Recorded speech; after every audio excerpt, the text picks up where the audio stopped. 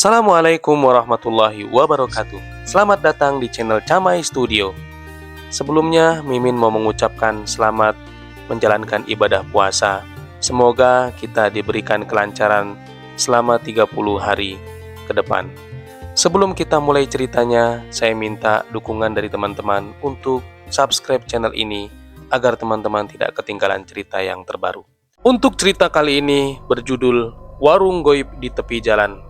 Baik, kita mulai ceritanya. Saya ini kalau dari kampus selalu pulang larut malam. Bukan ada mata kuliah tambahan, melainkan nongkrong-nongkrong gak jelas untuk refreshing dengan teman-teman. Melihat jam tangan sudah menunjukkan pukul 23.30 malam, saya dan ketiga teman saya, sebut saja namanya Ivan, Rizky, dan Sony, memutuskan untuk pulang. Dan seperti biasa, saya dan Sony selalu bareng. Karena jalur ke rumah saya searah dengan jalur ke rumahnya, kami berdua menggunakan sepeda motor masing-masing. Di awal perjalanan menuju pulang, kami menjalankan motor beriringan satu sama lain. Malam kali ini ditemani hujan rintik-rintik yang dinginnya cukup menembus jaket dan membuat saya menggigil.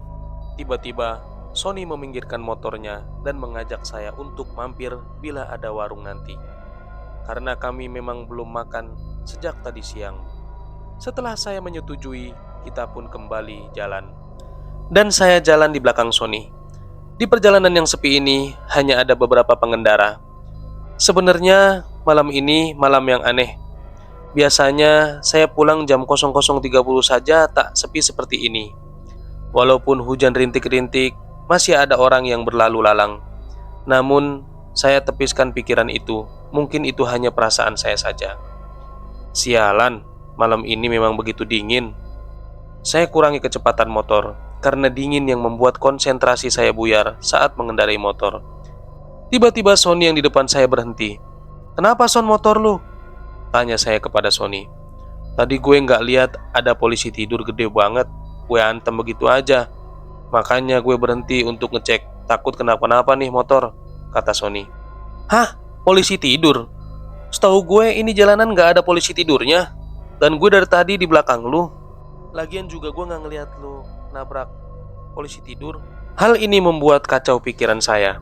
Apa yang terjadi dan apa mungkin Sony hanya bercanda? Sony gak mungkin bercanda karena setahu saya dia itu orangnya kalem. Dan untuk bercanda pun jarang sekali. Setelah Sony mengecek motornya, kita kembali berjalan. Saya melihat-lihat sekitar. Ternyata hanya saya dan Sony saja yang berada di jalan malam itu. Dan itu membuat saya heran dan penasaran. Tak lama dari kejauhan, samar-samar lampu 5 watt dan begitu semakin dekat. Itu ternyata sebuah warung. Warung itu tepat di sebelah kiri, sebuah baleho atau papan iklan besar yang masih kosong.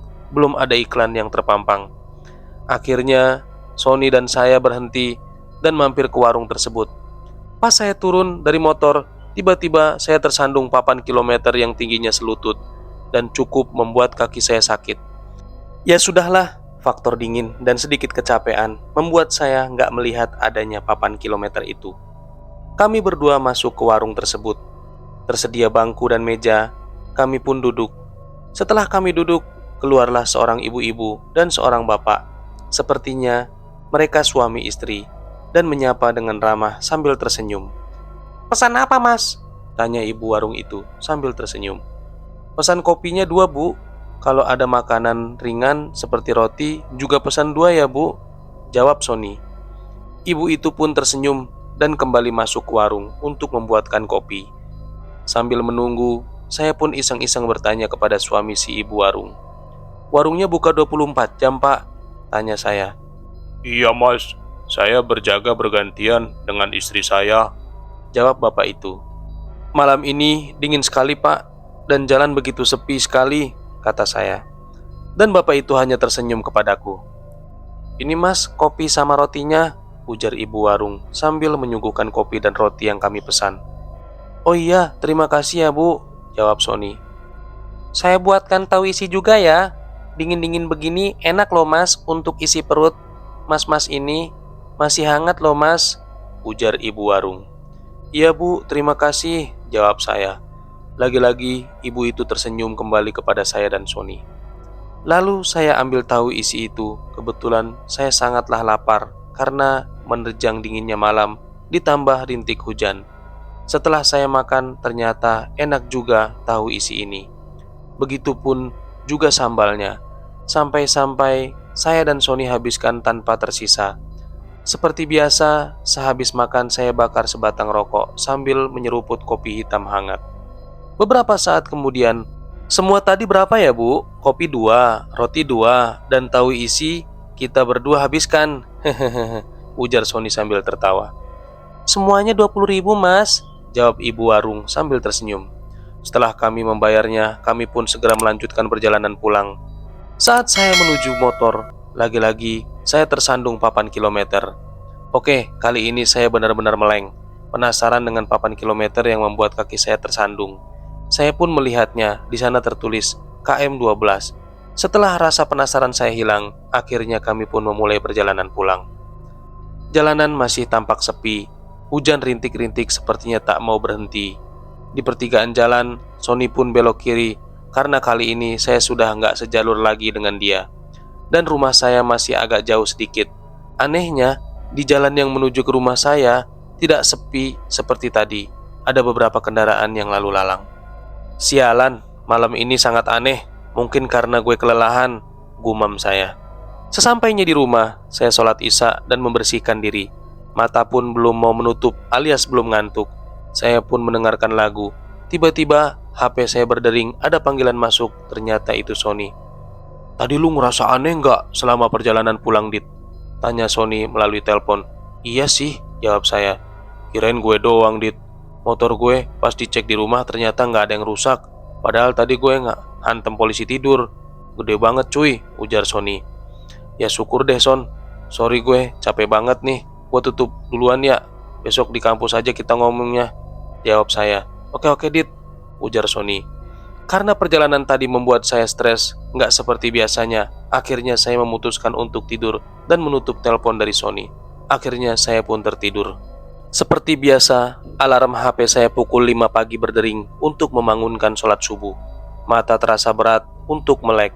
Namun betapa kagetnya saya melihat samar-samar bapak dan ibu warung itu sekarang tengah berdiri di sudut kamar saya dengan muka pucat dan tanpa berekspresi.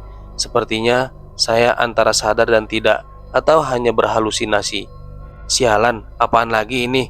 Saya pun tertidur kembali dan melewatkan sholat subuh. Pagi pun menjelang, jam menunjukkan pukul 7 pagi. Saya pun bergegas untuk berangkat ke kampus.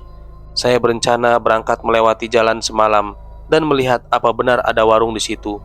Teringat ada papan iklan besar dan papan kilometer 12 di sana. Akhirnya saya sampai di sana. Jalan kemarin yang saya lewati, ternyata jalan ini tidak sesepi malam hari. Dari kejauhan terlihat papan iklan besar. Setelah saya dekati, di sana juga terdapat papan kilometer bertuliskan KM12 yang membuat saya tersandung semalam. Ya, tidak salah lagi, ini tempat saya dan Sony semalam mampir ke sebuah warung. Dan betapa kagetnya, karena di sebelah kiri papan iklan besar masih kosong. Ternyata hanya sebuah kebun kosong yang ditumbuhi rumput ilalang dan semak belukar. Tidak ada satupun warung di situ. Namun di dalam kebun terlihat dari kejauhan ada sebuah rumah kosong yang nampak tua. Rumah itu atapnya sudah runtuh sebagian. Entah saya berhalusinasi atau tidak, di sana terlihat sosok perempuan melambaikan tangan dari dalam rumah tua itu. Dengan jelas saya lihat rambutnya panjang, bergaun putih. Wah, itu membuat saya gemetar dan saya cepat-cepat starter motor untuk segera pergi dari tempat itu. Karena saya belum sarapan dan gemetaran akibat hal sialan tadi, akhirnya saya berhenti di tempat jualan nasi uduk. "Bu, nasi uduknya 1 ya, Bu?" "Iya Mas," jawab ibu itu. "Jalan sekitar sini pun sangatlah ramai. Apa mungkin bila malam hari sepi sekali ya?" gumam saya dalam hati. "Ini Mas nasi uduknya." Ibu itu memberikan nasi uduk pesanan saya. "Iya, terima kasih Bu," jawab saya. Rasa penasaran membuat saya bertanya kepada ibu itu. "Bu, apa kalau malam jalanan ini sepi sekali? Tidak ada kendaraan yang lewat sama sekali?" tanya saya. "Oh tidak, Dik. Kalau malam di sini lumayan rame, apalagi ditambah truk-truk bermuatan yang diperbolehkan jalan di atas jam 10 malam," Jawab ibu itu. Oh begitu ya bu. Kenapa mas? Kok mas mukanya pucat? Sedang sakit ya? Tanya ibu itu. Dan akhirnya saya pun menceritakan kejadian yang semalam saya dan Sony alami. Dan ibu itu kemudian menjelaskan, dulu di kilometer 12 itu ada sebuah truk yang menabrak warung. Dan warung itu hancur tak berbentuk, menewaskan pemilik warung tersebut, yaitu pasangan suami istri. Rumah di dalam kebun itu adalah rumah pemilik warung yang tewas itu. Jadi, yang mas makan semalam itu hanyalah tipuan mata saja. Mas itu sebenarnya nggak makan apa-apa, ungkap ibu itu. Saya sering melewati jalan ini, tapi baru kali ini saya merasakan hal seperti semalam itu bu, katanya. Ya, kemana-mana banyak doa ya mas, timpal ibu itu. Setelah mendengar penjelasan ibu warung itu, saya pun rasanya ingin pingsan.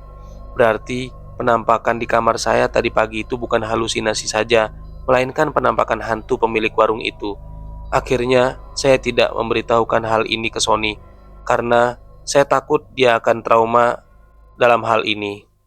Selesai sudah ceritanya. Terima kasih telah mengikuti cerita ini sampai selesai.